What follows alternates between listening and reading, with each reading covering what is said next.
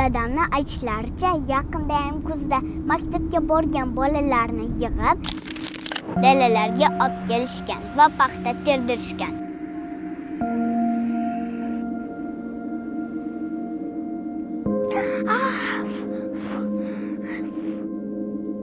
Kitob ochish o'rniga qo'llari sovuq qotib qizarib, paxta ko'sagini ajratgan.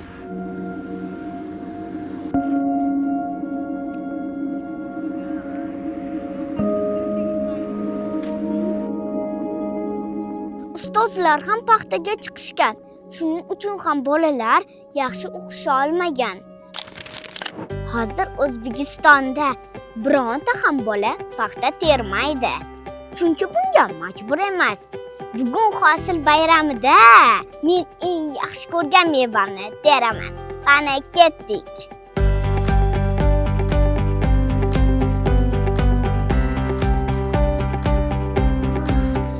Kuzda nima pishadi?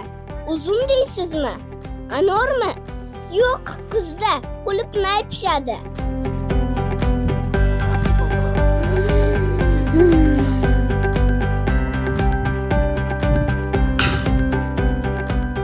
To'xtang, Bog'bon amaki, to'xtang.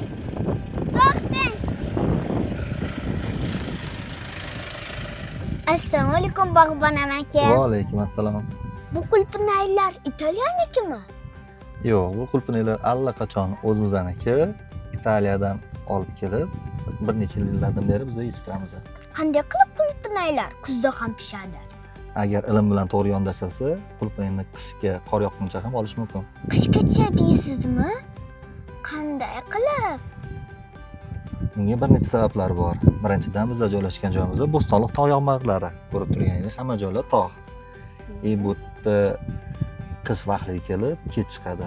Tabiatan bu juda salqin. Qulupnayga bu havo juda yoqadi. Shundan ham Bo'stonliq tumanida qulupnay juda yaxshi bo'ladi, boshqa tumanlarga nisbatan serhosil va samarali bo'ladi. Faqat qulupnay ekkanmisiz? Yo'q, qulupnaydan boshqa bizda malina, yejevika, smorodina, fizalis degan o'simliklarni ekkanmiz. Oho. Qiyin bo'lmaganmi ularni ekish? Ekish qiyin bo'lmagan, lekin parvarishlash, uni ekib bo'lgandan keyin ozuqasini berish, kasalliklarni o'rganib chiqishga ancha vaqt ketgan. Agar men uyimda qulupnay ekmoqchi bo'lsam, ishni nimadan boshlayman?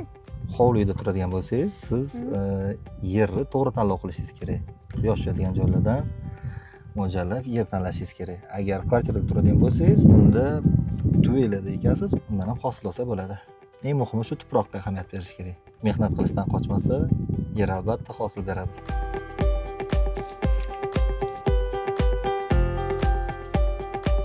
Men hozir qulupnay malina yedim. Juda ham shirin ekan. Qo'lingiz dard ko'rmasin. Rahmat, osh bo'lsin. Bizga shunday shirin mevalarni berayotganingiz uchun rahmat. Hosil bayrami muborak bo'lsin. Bu bayram butun O'zbekistondagi hosil bayrami barchamizga muborak bo'lsin.